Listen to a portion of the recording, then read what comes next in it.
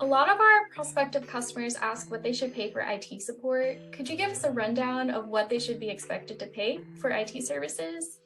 Really depends on how you engage with your IT company. So it could be an hourly, it could be through like a managed support agreement or a hybrid mix of the two. You mentioned hourly support. What could be expected to be paid for that hourly support service? So most IT companies in the DFW area are going to charge between $125 and $250 an hour. And that hour charge might come with a 1 hour minimum. It's usually pay as you go or pay for what you need, but some companies will try and sell or require purchasing blocks of hours in advance. So this block hour purchase could come with a discounted hourly rate or not. It just depends on the company. If it's a project that is quoted hourly and it's not just a fixed fee project, you need to make sure you get a detailed scope of work that is specific in the actions that will be performed and what a completed job looks like. It's also very important to define a time frame for the project as well as a fixed budget for it. So in other words, you should know ahead of time if they're going to bill you an addition, either in an hourly sense or in like an amount of money sense. What can be expected to be paid for managed services or support agreements? Most IT service firms, they're going to quote you based on the number of devices or the number of users that you have.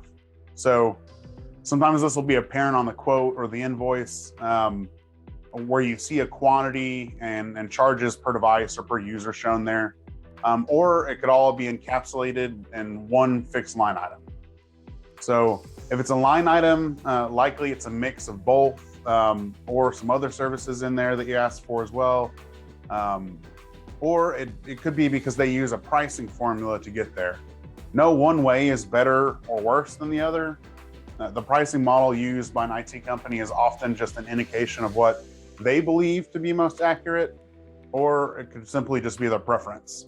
So what I do tell people is that a general rule of thumb for DFW, if we were to use a device model, because that's probably the easiest to convey in this video format, to estimate your services cost, most IT service firms out there are going to quote you somewhere in the range of $200 to $400 per server, and $75 to $200 per desktop.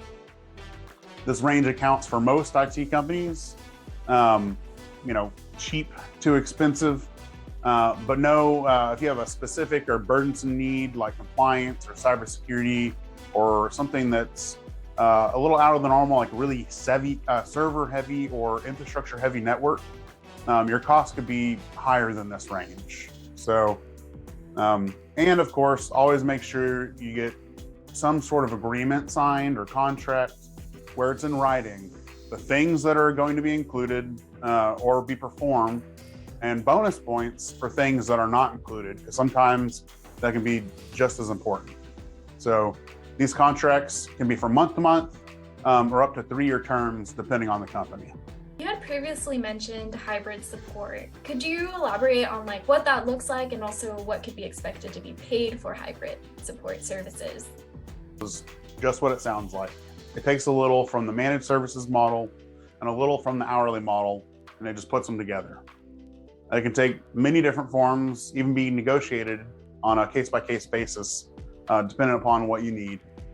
But usually the services portion, which is provided in that fixed monthly bill, typically will be made up of like the cybersecurity services, antivirus, management, patching, etc.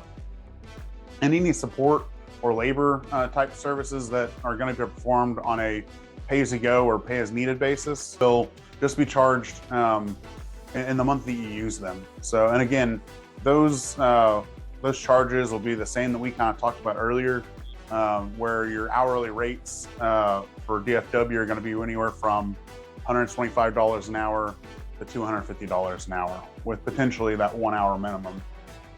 So you're often going to see this engagement when an IT company is working with a company that already has an IT department and just needs a little bit of supplementation. So other companies have access to this model as well, but many IT companies are not willing to provide it unless you have an IT staff. Again, as I said previously, make sure you get in writing what is or isn't included in your monthly service fees and what you'll be charged for, and then what is not included in that. If you're looking for more answers, just give our team a shout or download our IT buyer's guide that can be found below this video.